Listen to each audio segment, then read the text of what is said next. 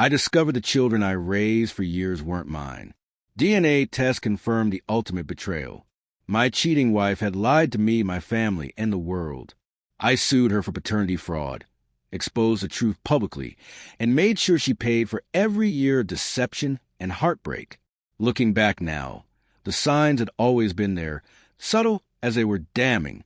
Emily had become oddly defensive that week, her mood swinging like a wrecking ball, snapping at me when I innocently asked about her sudden devotion to book club meetings, though she hadn't cracked a novel open in years. And there was the moment Ben, our youngest, looked up at me with his wide blue eyes and asked, "Can blue eyes come from a mommy and daddy who both have brown ones?" I laughed then, tousling his hair, joking, "Maybe you're a superhero." What a fool I was. The moment everything began to unravel came quietly after a routine pediatric appointment.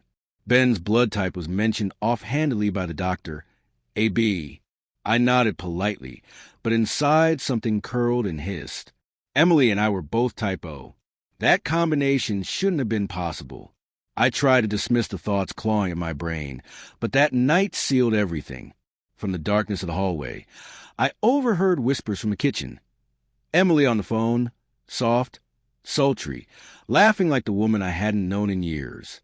When she hung up, I asked gently, "Everything okay?" She flinched, then recovered. "Yeah, just work stuff." Work didn't call at 11 p.m. I didn't sleep. The next morning, I ordered 2 at-home DNA tests. One for Ben, one for Josh. I told her it was for a genealogy project. She smiled sweetly. "That sounds fun." That smile would haunt me for the rest of my life. The weight nearly drove me mad. Every ping from my inbox was a dagger to the ribs.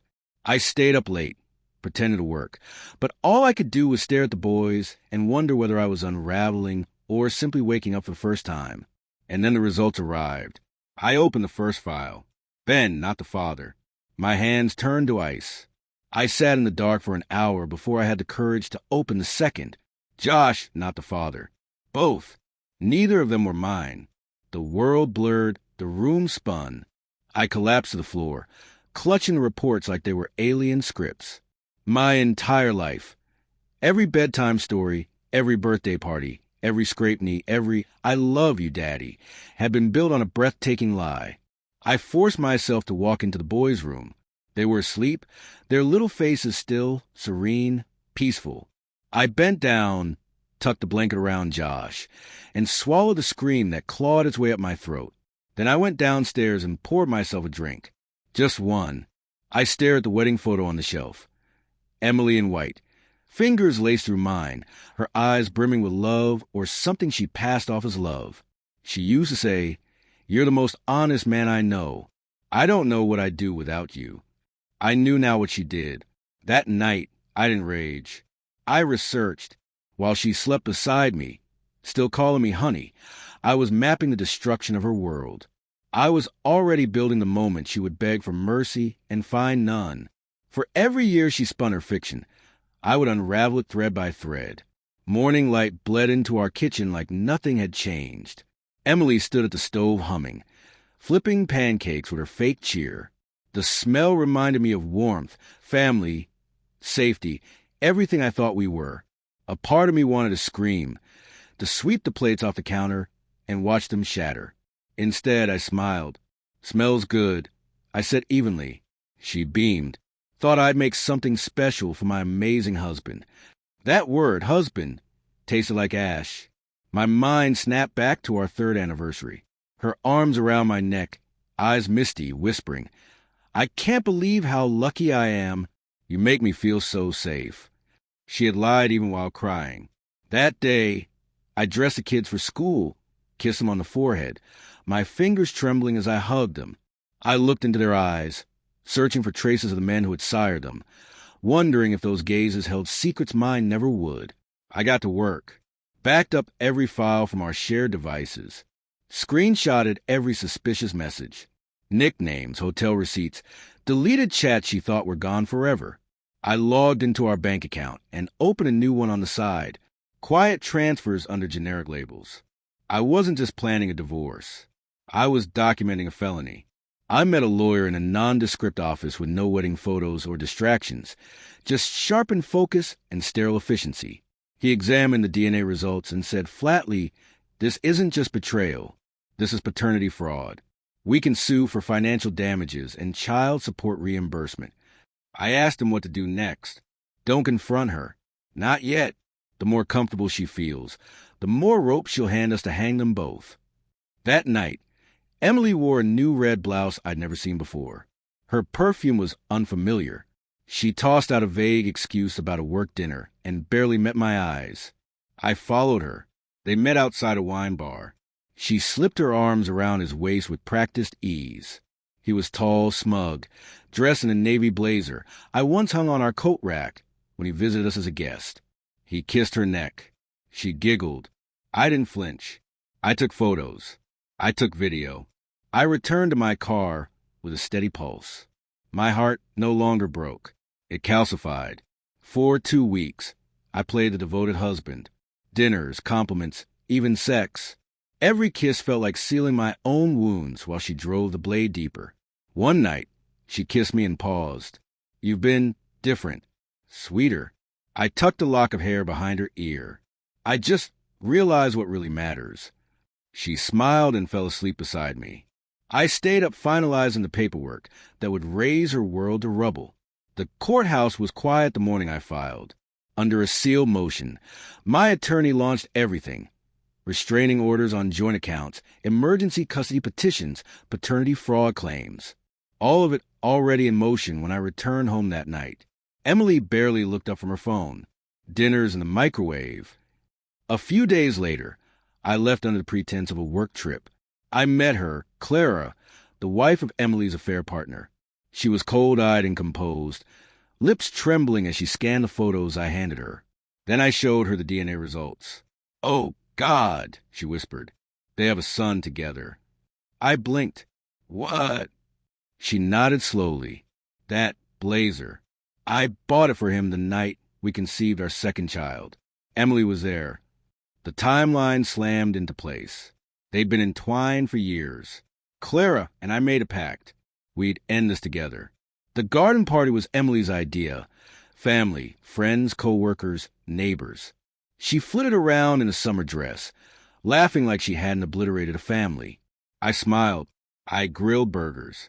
I was the man she told everyone was perfect. Just as she leaned in to kiss me, Clara walked through the gate. Heads turned. Emily froze.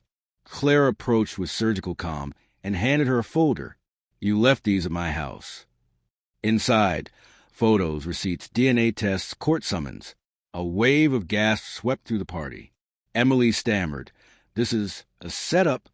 I raised my phone, already recording. "Is it?" Then explained the texts, the hotels, or how none of the kids I've raised are mine. A glass shattered. Emily buckled. Her boss turned and walked out. Her sister whispered a curse. Clara leaned in. "We've been quiet too long.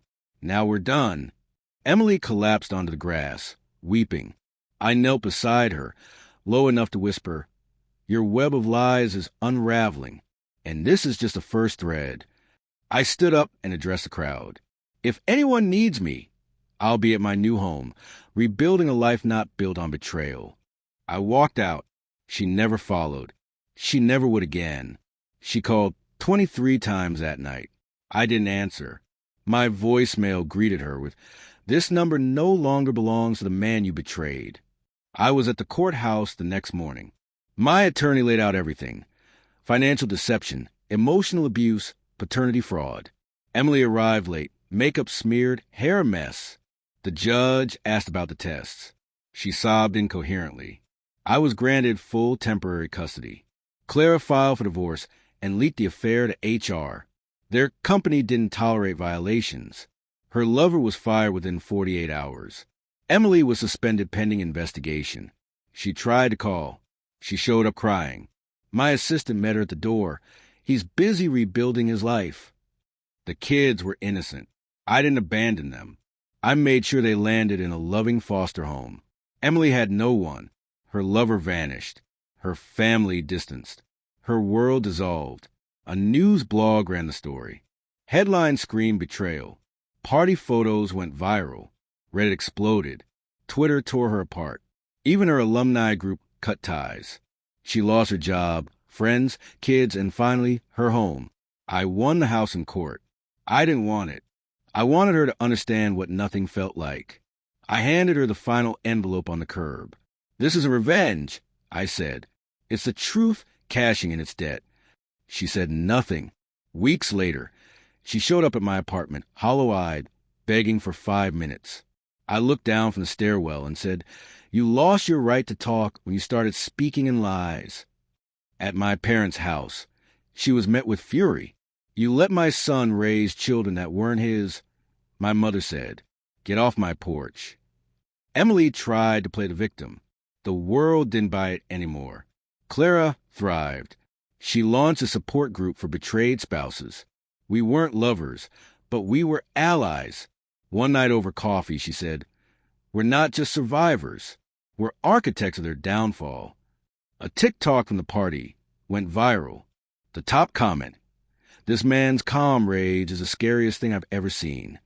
Then the letter came. Torn envelope. Shaky handwriting. "I have nothing. The kids won't look at me. I live in a shelter. I think about ending it all. Please help me, just for their sake." I folded it, dropped it in the trash. Then I called child services to ensure the kids stayed safe. Because revenge should never fall on those who never asked for war. I moved to a new city, new job, therapy, a woman who is kind, honest. One evening, I sat on my balcony, watching the sun bleed into the lake. She burned everything thinking I'd stay in the ashes. I didn't.